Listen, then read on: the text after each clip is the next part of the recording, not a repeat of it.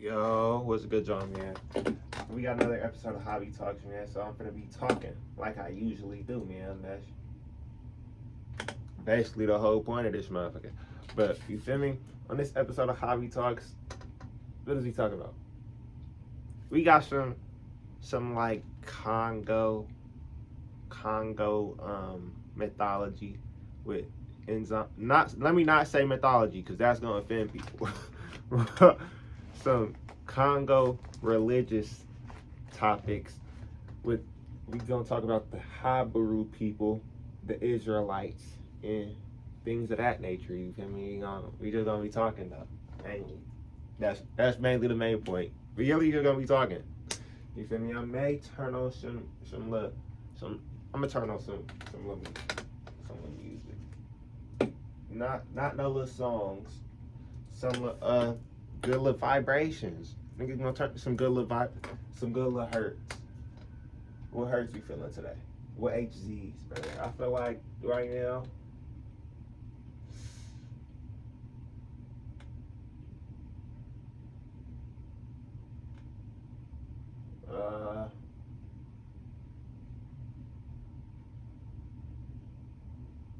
I'm fucking with 417, brother. I ain't gonna lie, cause it's dang near 435, so we might as well fuck with 417. Okay.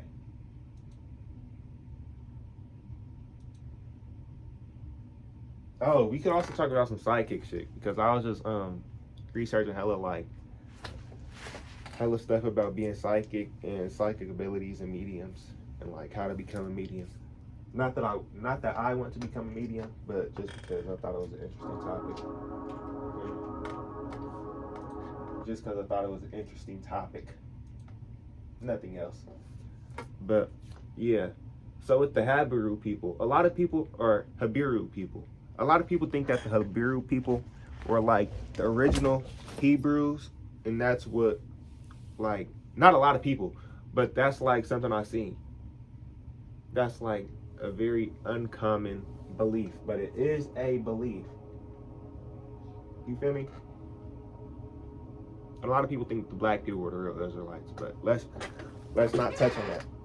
This is mainly both of those, like a mix of both of those, but this one's just a different version of it. So with the Habiru people were the Hebrew Israelites, but so were a lot of other people. The Habiru people were mainly like servants, thieves, slaves, and other types of things. They were mainly like travelers and nomads, but they were like a lower class of them, a very low class. And then they were associated with the Apirus, but I believe the Apiru is just another word for it.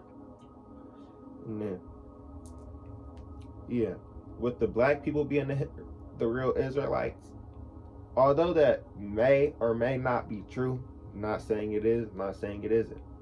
I don't really care. I'm sorry, but like it's not affecting me. My bad, my stomach is shaking. I don't know why I said that, but I'm cold.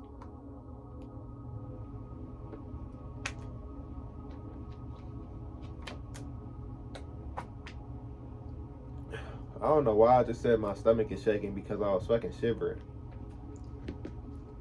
I don't know why I'm cussing so much. My bad. Yep. Ignore this. Let me put this hoodie on, man. This hoodie was on the ground, man. Ignore that. Next to my chair.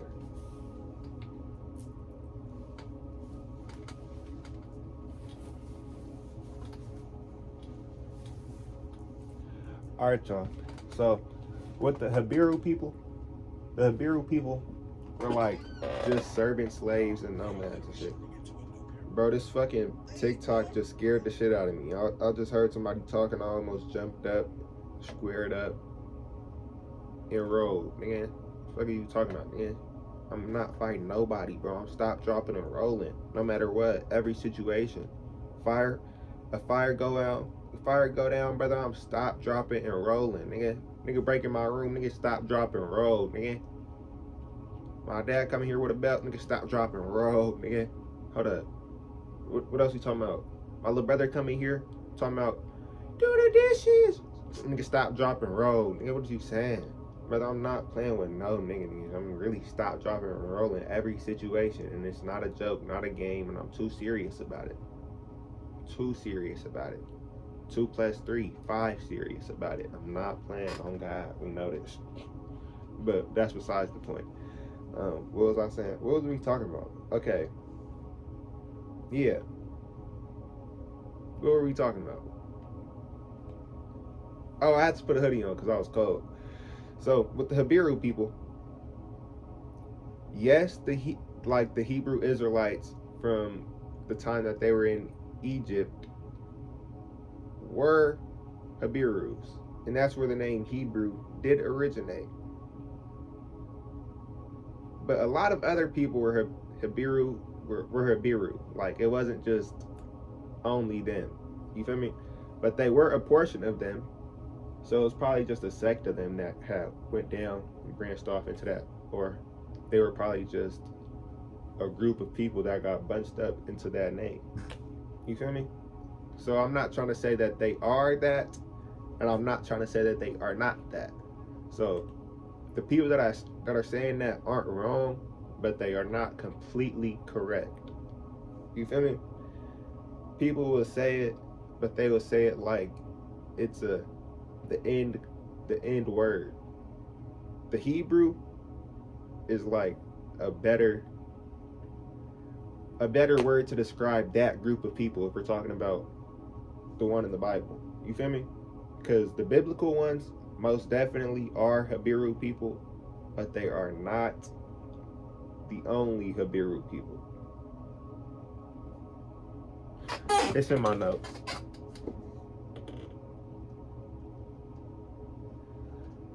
Okay, Habirus.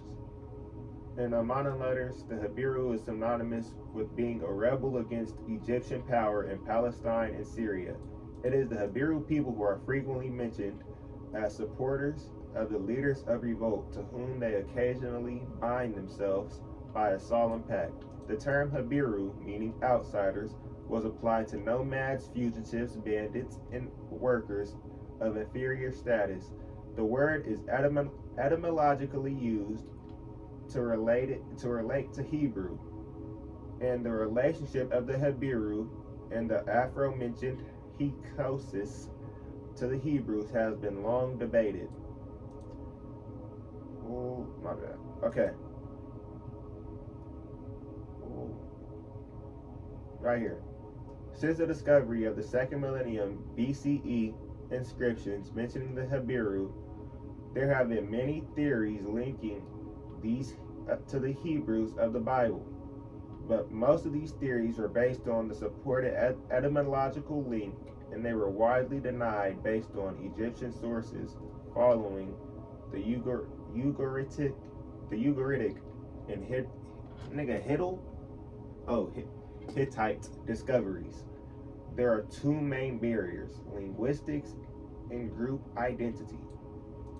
Most scholars, Anson Rainey and R. Stephen Notley among them, deny any linguistic relationship between Apiru and Hebrew, or at most only admit a bare possibility, but this view remains short of an academic consensus. Philologically argued, most Greenberg, Apiru, and Hebrew, though not transparently related, are irreconcilable.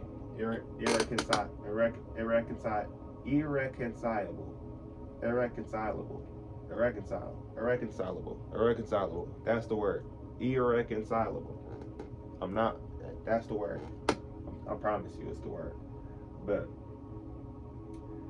Nadav Naram had no doubt that the term Hebrew was derived from Habiru. The Christian priestly scholars such as Manfred Weber and Henry are least ready to give up the relation between Apiru and Hebrew. For them, the linguistic equation between Apiru and Hebrew is easy and comfortable. Loritz, however, admits the etymological possibility despite denying all equations between Habiru and Hebrew. Regarding the identity, the academic consensus is well established that Habiru and Hebrews represent two different groups. Biblical Hebrews, nigga, this is talking about the fucking Habiru. We don't care about them. Do they ever talk about? Oh, never mind, it does. We just gotta keep waiting. Let's keep reading, guys. Keep reading, guys. Let's keep reading, guys. Regarding the identity, the academic consensus of the biblical Hebrews are two different groups. The biblical Hebrews, while Habiru represent a much wider ethnic group distinguished by social status, the morphological pattern of the word Habiru, as mentioned above, Gatlu, which points a status, as opposed to the morphological term of the ethnonym Hebrew, which is based on nisba. Moreover, Meredith Klein finds that Habiru were not Semitic people.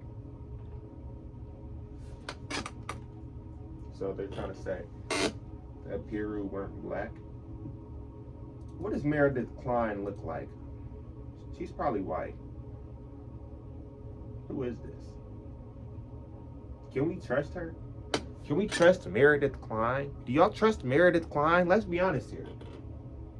Nah, because I really want to see what Meredith Klein looks like now. Because now she's trying to say, not Semitic people.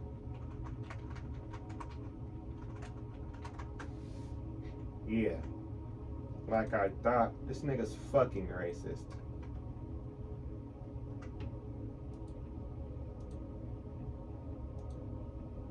Yo, this nigga's racist, dog. We're not listening to him. He said they weren't Semitic people. Dog, you're fucking racist.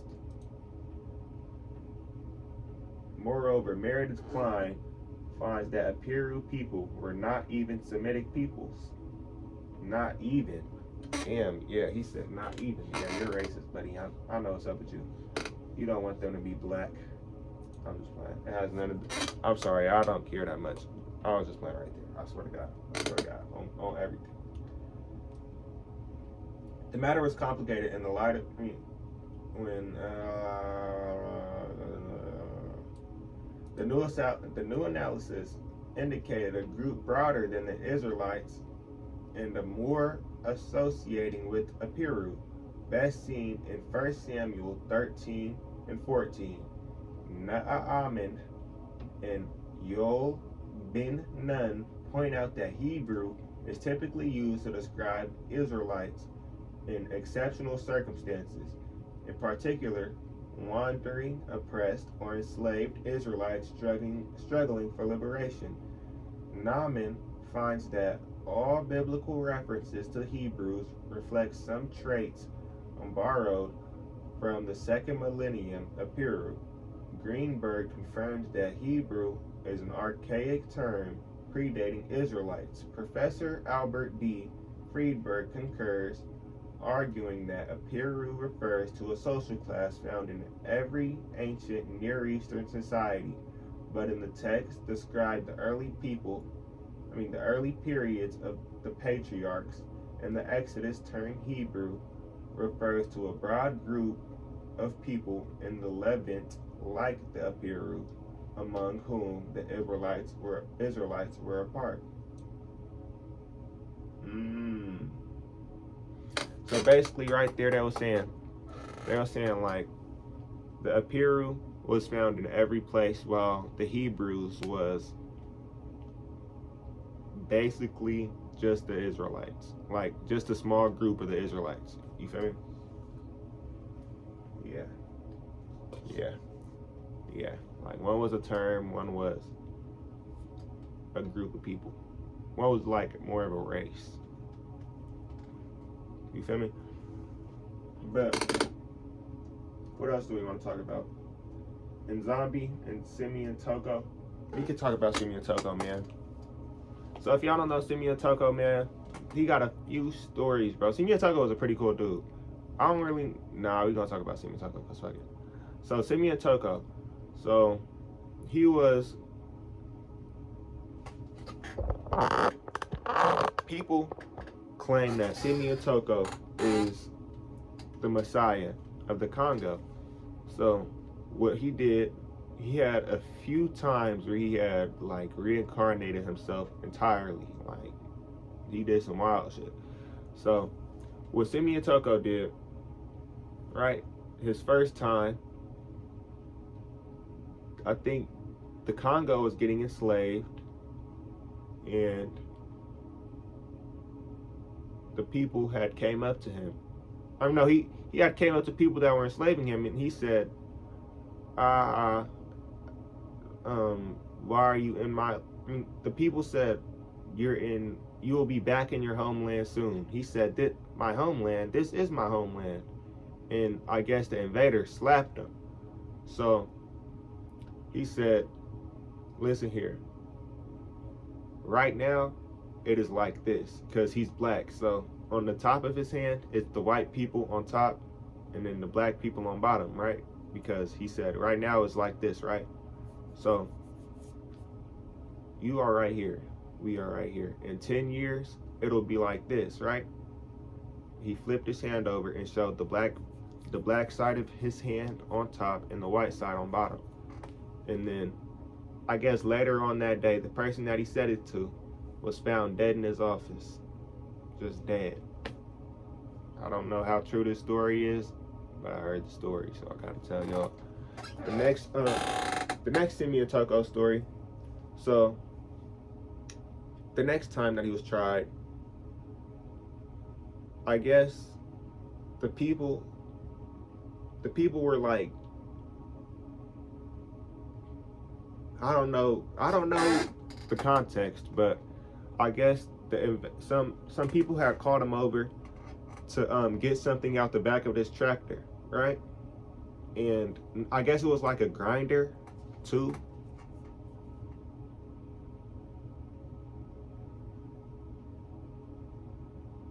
Like it probably was a grinder. It probably wasn't a tractor. So they probably said get something out of the grinder. It's stuck. And then he went to go get it. Bam! They turned it on. They shredded him up. They all watched him shred. He died. And then he regenerated right in front of them. But right before that, I forgot to mention this. Right before that, he was talking to somebody. He said, "The Son of Man will be tested. Sit here and watch." So after that, the dude called him. Hey, Simao Toko. Yo, come here. You can get this out of there? He said, of course. He dies, reappears. Oh my God, he is the Messiah. God, forgive me. So boom, yeah. And then next story, I don't know if I'm going in order, but next story, so he was on a plane, right? I guess after a bunch of times, like when they tried to kill him, he just kept regenerating. Oh, let me mention this one. So one time he was getting it, like he got a pimple on his face or something, right? And then he went to the hospital. And when he went to the hospital, I guess the doctor knew about it. So the doctor wasn't trying it. He said, bet, you got that pimple? Boy, you need some surgery. He said, all right. So he went down, laid on the table. Doctor opened him up, took his heart out. This man, Simao Toko, got up, said, huh? Brother, why did you just take my heart out? Give me my heart back. I promise you, I can show you a picture. It sound crazy. I promise. It sound crazy. I know. Hey, me and you both know, brother. It sounds crazy, but you gotta see to believe.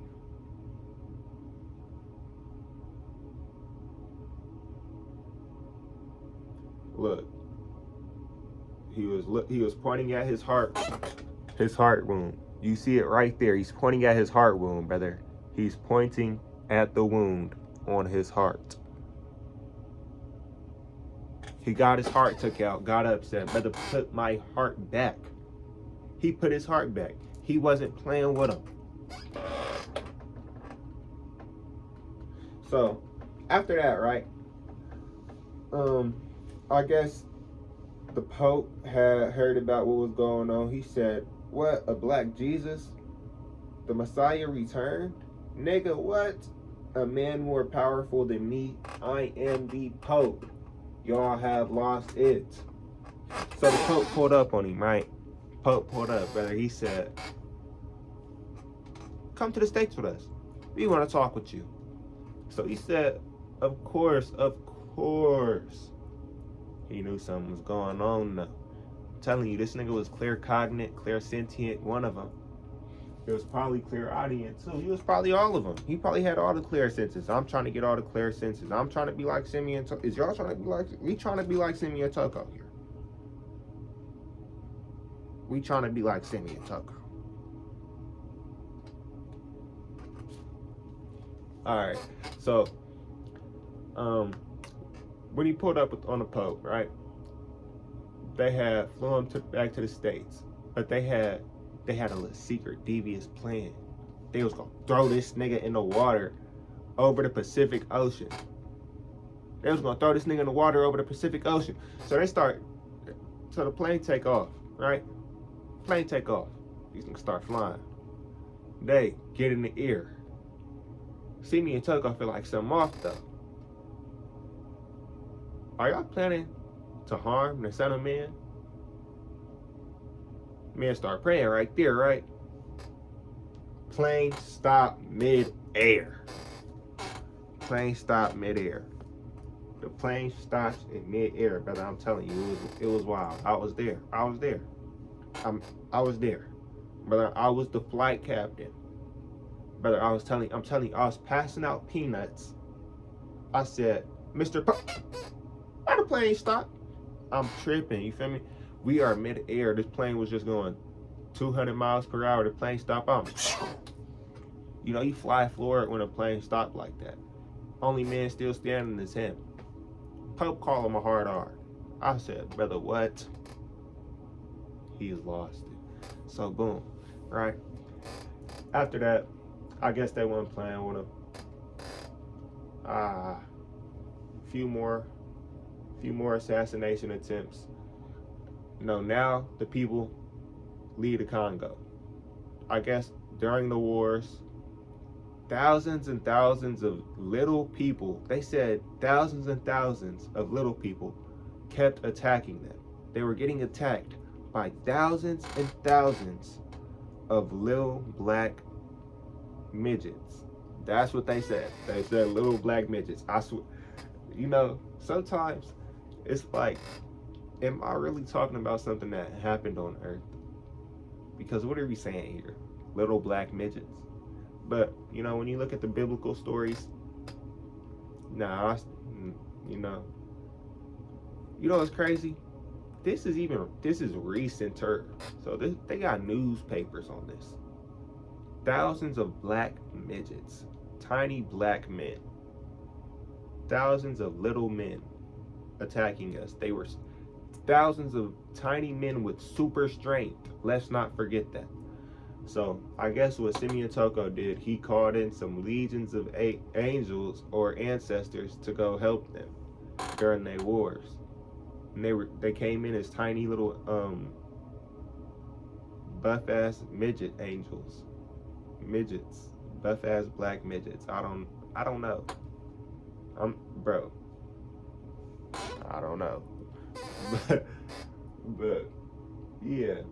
So they had called in some midget people, and then you feel me? They had won the war right in that 10 years that Simao Toko said they would do it.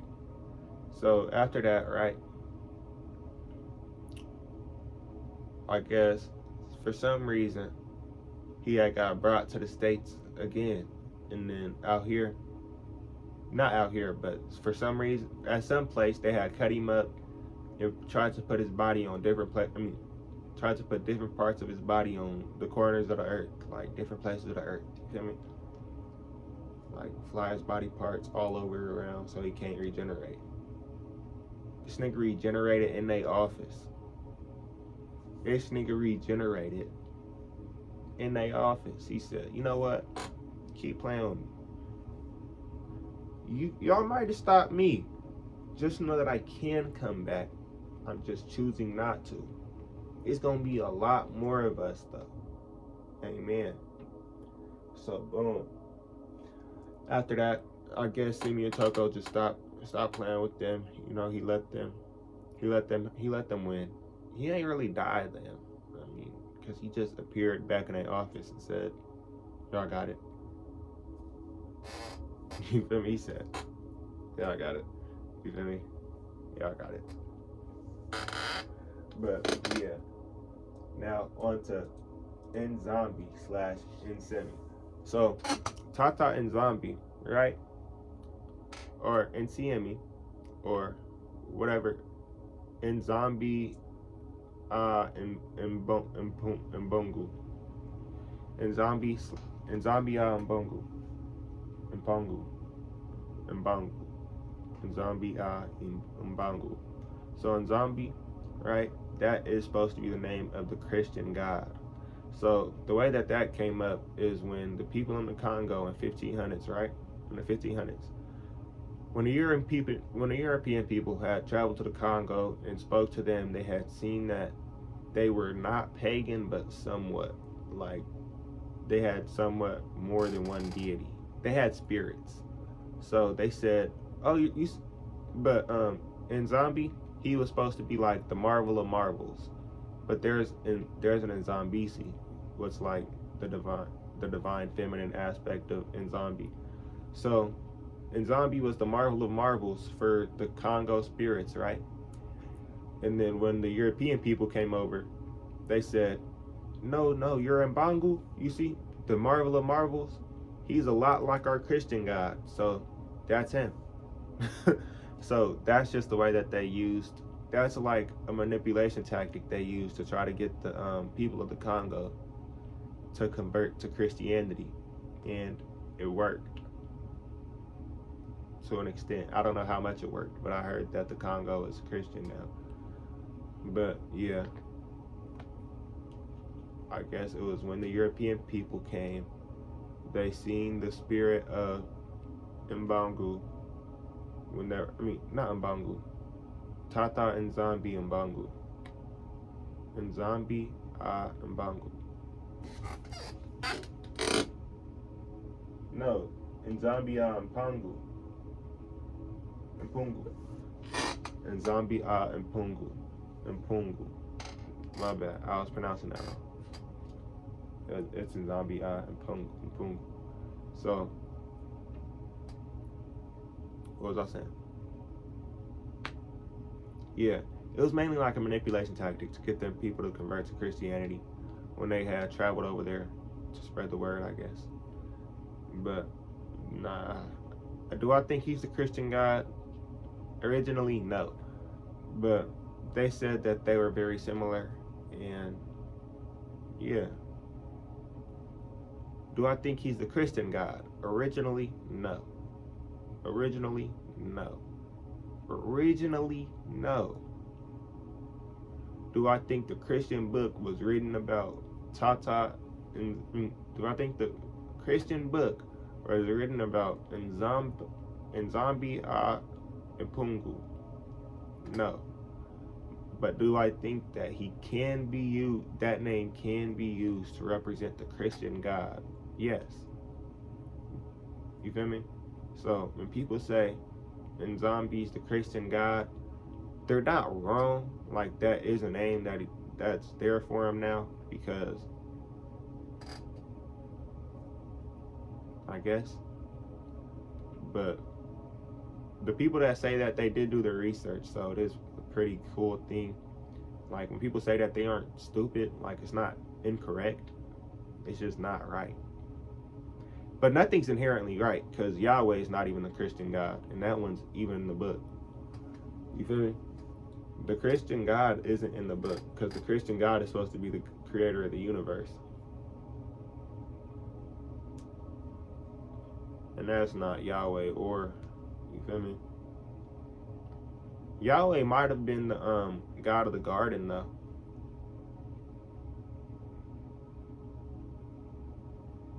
But that would be a God like Jesus Christ because the God of the garden had a physical body.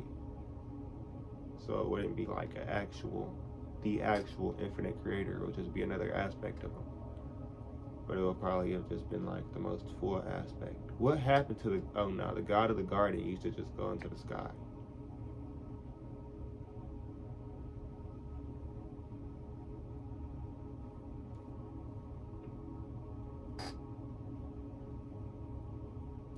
Right. Okay, so nZambi mPungu, also known as nZambi and nZambi mPungu, is the supreme God, eternal sky father, and the God of the sun, fire. In traditional Congo spirituality, his female counterpart in Zambici, the Sky Mother and the Goddess of the Moon, among other African, Central African Bantu peoples, such as the Chakwi and the Kingdom of Ndongo, and nZambi mPungu was also called Kalunga, god of fire and change. This may have a connection to an element of the Bakongo cosmology called Kalunga. It was seen as the spark of fire that begot all life in the universe. After Portuguese colonization, and nZambi mPungu became synonymous with Christian God and existed chiefly as the creator God. European missionaries, along with Congo intellectuals, including King Alfonso I of Congo, set out render European Christian religious concepts into Kikongo, and they chose his name to represent God. Jesuit missionaries in the 1540s noted the acceptance of this relationship as well. And it was probably included in the New Lost Catechism produced by Carmelites in Kikongo in 1557. Certainly it was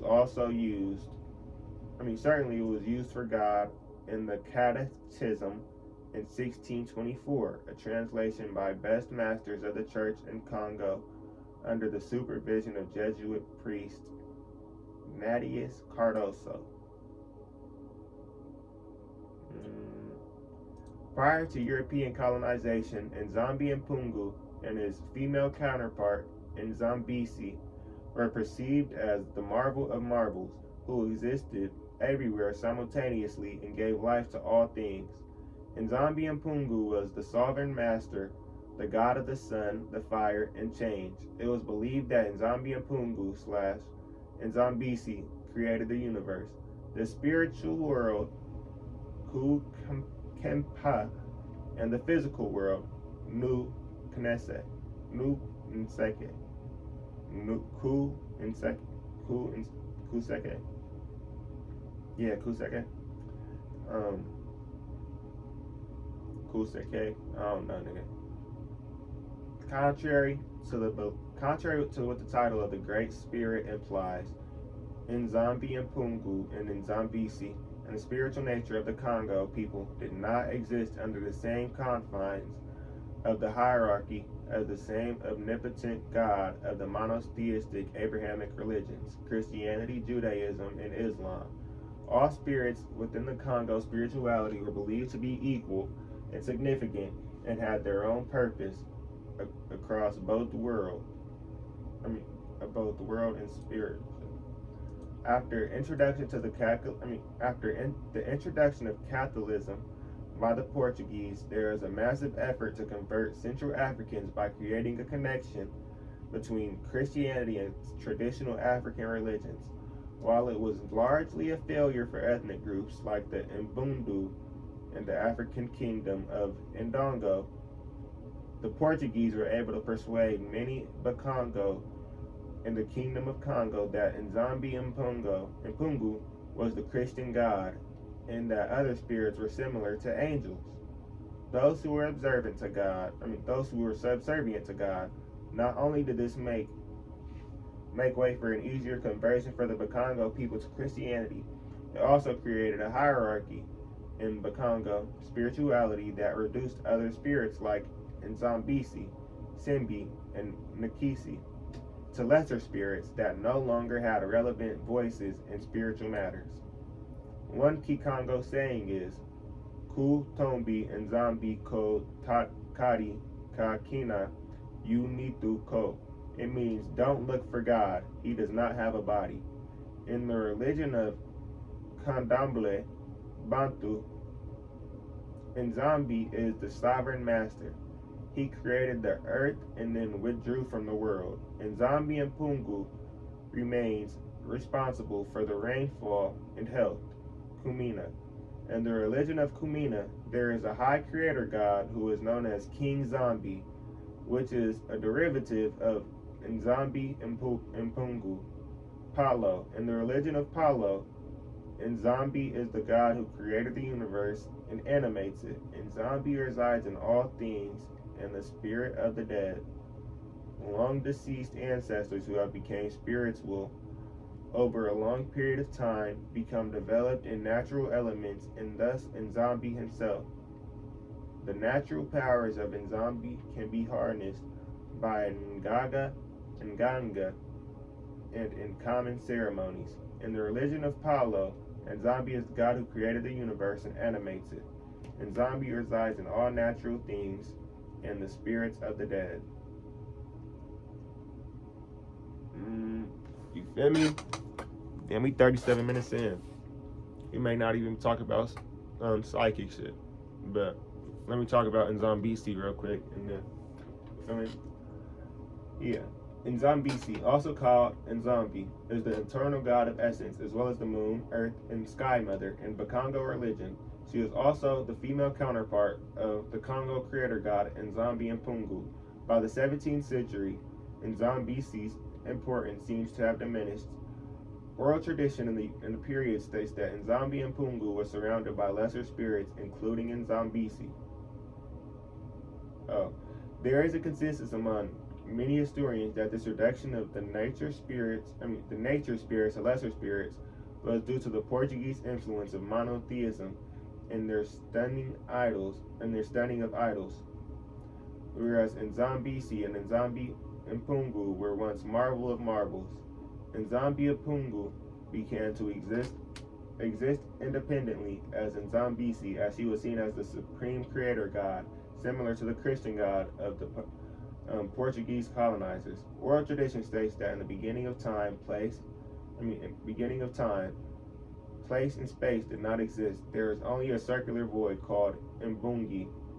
One day, the sovereign master, nZambi mPungu, summoned a dark fire called Kalunga, which gained energy and burned his fire until its flames filled Mbungi. It became too hot, it hurled into pieces of debris outside of the circle. Those pieces traveled far and wide in all directions until they came to a stop.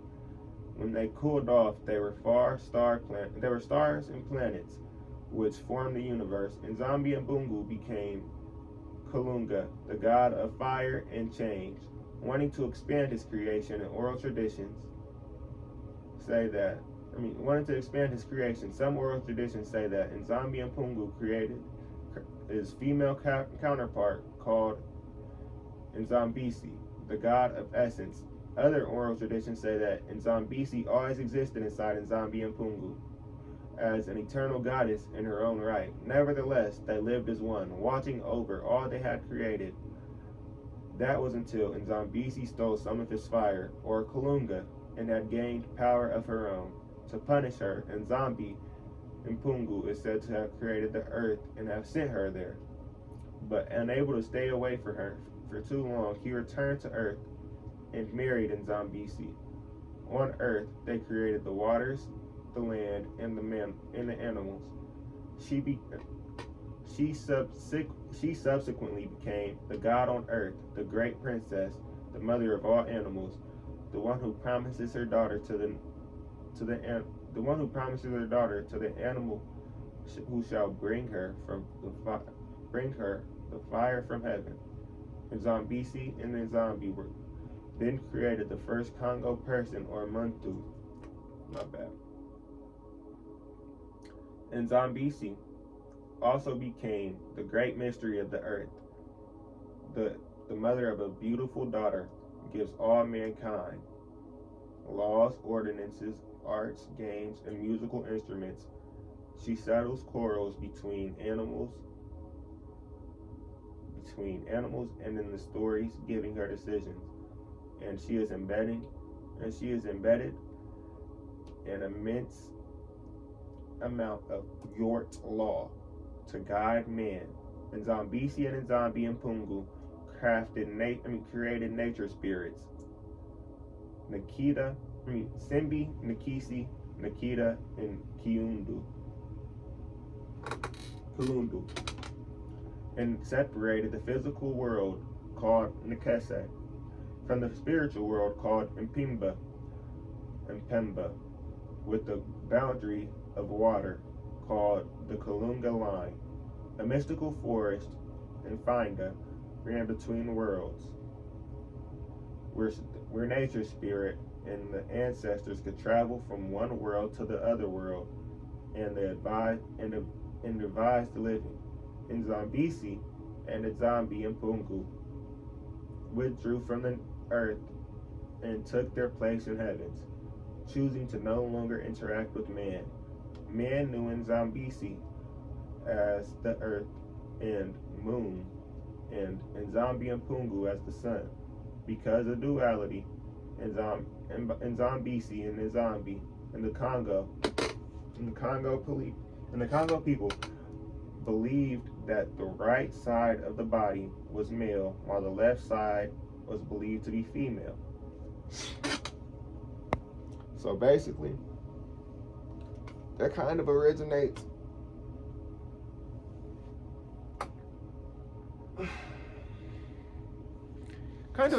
with this one other creation of the world story I had seen from creation of the world. Look, I might actually create that video on YouTube instead of TikTok, because I had a full TikTok series of the creation of the universe, but I think I might post it on here, because why not? You feel me?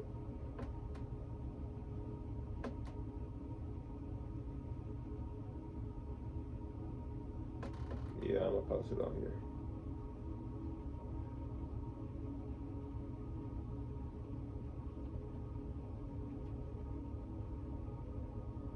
But how do y'all feel about nZambi and nZambici? Y'all fuck with y'all mess with the Congo culture and the Congo religions? I mess with the Congo religions. Y'all mess with the Congo religions. We mess with the Congo religions.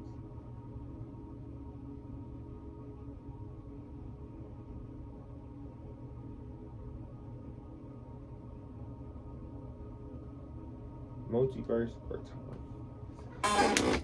Okay, y'all. So, dang, we gonna have to make this psychic stuff a different video, because this one's 43 minutes long.